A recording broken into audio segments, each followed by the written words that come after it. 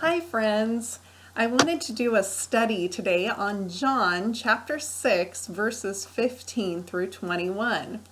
It says, "So Jesus, perceiving that they were intending to come and take him by force to make him king, withdrew again to the mountain by himself alone. Now when evening came, his disciples went down to the sea, and after getting into a boat, they started to cross the sea to Capernaum. It had already become dark, and Jesus had not yet come to them.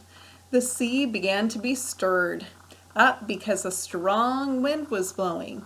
Then when they had rowed about 3 or 4 miles, they saw Jesus walking on the sea and drawing near to the boat, and they were frightened. But he said to them, 'It is I, do not be afraid.'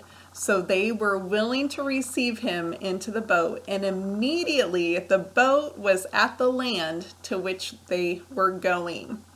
So verse 15, "So Jesus, perceiving that they were intending to come and take him by force to make him king, withdrew again to the mountain by himself alone." They were ready to make Jesus king, but it was not yet time, so he withdrew. Notice in verse 16, it says, "Now when evening came, his disciples went down to the sea."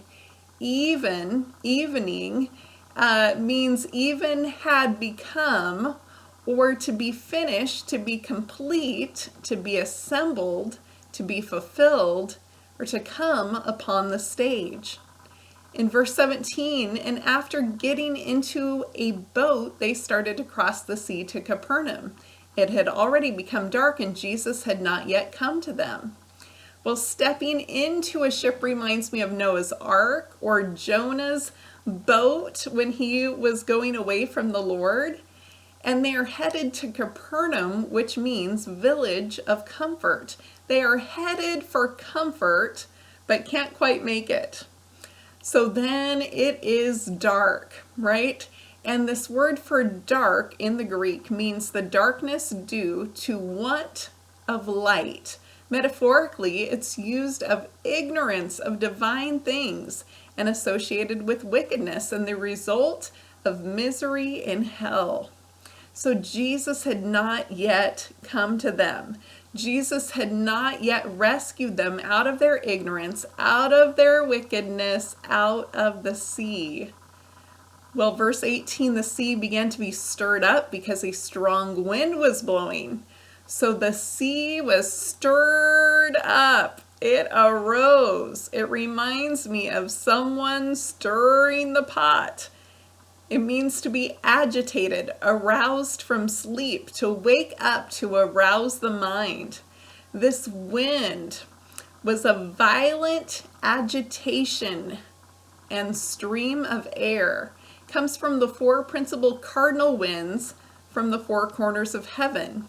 Wind also means to breathe or breathe hard. Jesus controls the wind, the breath. Winds can be rebuked according to Matthew 8:26. Winds obey Jesus, Matthew 8:21. The elect are gathered by the four winds in Matthew 24:31. And then think about Jonah, who disobeyed the Lord, and a strong wind blew until they threw him overboard, and then it was calm. Well, wind can be confusing and contrary, right? Depending on which way it blows. An east wind, Ezekiel 17:10 and Ezekiel 19:12 say is caused by emblems of evil. You know, we had an unusual east wind here and watched fires start all over the Northwest, including close to home. Well, in Matthew 14, on the fourth watch of the night, Jesus went to them walking on the sea. And in this Matthew 14 passage, this is when Peter asked to come to him. And it says, when he saw the wind. Well, how do you see wind? We can see the effects of the wind, but we can't see the wind.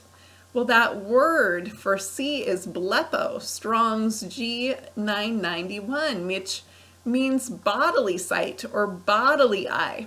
So Peter was looking with the eyes of his flesh and had stopped walking by faith.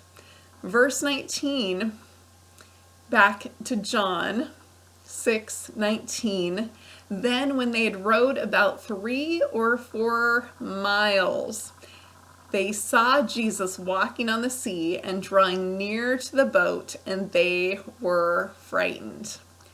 Well, that word rowed is Strong's Greek number 1643, ialunu, which means of demons driving to some place the men of whom they possess.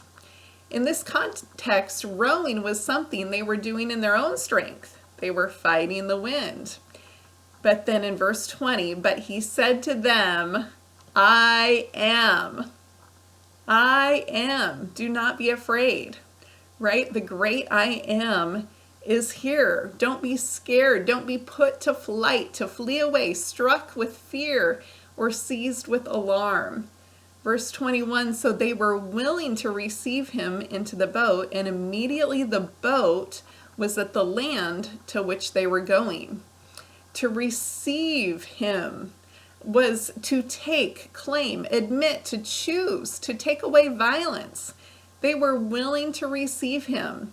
Reminds me of John chapter 1, verse 12. Yet to all who did receive him, to those who believed in his name, he gave the right to become children of God. And then notice, as soon as they received Jesus into the boat, immediately the boat got to the land. after their rowing and rowing for 3 to 4 hours, immediately with Jesus, they got where they needed to be, to the place of comfort, the village of comfort. Immediately means straight away. At the root level of that word for immediately is level. They came to a level place. Finally, their boat, I don't know if you've ever been in the ocean during a storm, or even if it's not stormy, that boat is rocking back and forth. I was on a cruise ship during a hurricane, and I don't know how people were dancing in high heels when the boat was swaying back and forth, but immediately the ship became level, everything became level, and they made it to their destination. So I think that's the encouraging message for us believers today, to have faith that when Jesus comes, we will immediately, in the blink of an eye, be found on the other side. Mark 1:3 says, the voice of one crying in the wilderness, prepare ye the way of the Lord, make his paths straight. That's what John the Baptist did. He came straightening people's thinking to be able to receive him. Remember, Jesus asked the disciples, what did you go out into the wilderness to see? A reed shaken by the wind? That was Matthew 11:7. Interestingly enough, because I was, of course, studying the word wind, and I got to this word reed. Well, it's Strong's 2563 kalamos, which means a staff or a pen. The same word is used when they put a reed in Jesus' right hand and mocked him on the cross, Matthew 27:29. They put vinegar on a reed in Matthew 27:48. A reed can be used for measuring, Revelation 11:1, and a golden reed is used to measure the city in Revelation 21:15. Well, interestingly enough, reed in Hebrew is number 7070. It means stock, bone, balances as a measure of a unit, which would be 6 cubits, beam of scales, shaft of a lampstand, branches of a lampstand, shoulder joint, chandelier, stalk of corn. The beast of the reed is a crocodile. I thought that was fascinating. And the root word of that word in the Hebrew is to get, acquire, create, buy, possess, of acquiring knowledge and wisdom.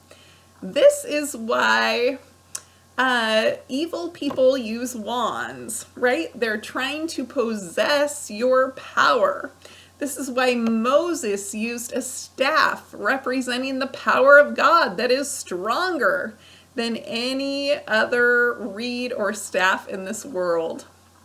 Well, the reed or staff is getting or acquiring and holding up light like a candlestick. Remember the lampstand in the temple? Those were called reeds that were holding it up. So back to John the Baptist, he wasn't shaken by an evil wind. He could not be shaken. A reed with false wisdom can be shaken, but John the Baptist was announcing true wisdom that cannot be shaken. Someday the breath of God is going to blow from the four winds, and believers will be gathered together to meet the Lord in the air. We call that the rapture. In the Greek, it's the harpazo, the snatching away. And that's when we will meet the great I Am, and our faith will be made sight. And I am so encouraged by that. I hope you are encouraged by this passage, that when Jesus comes, immediately we will be taken to the place of comfort.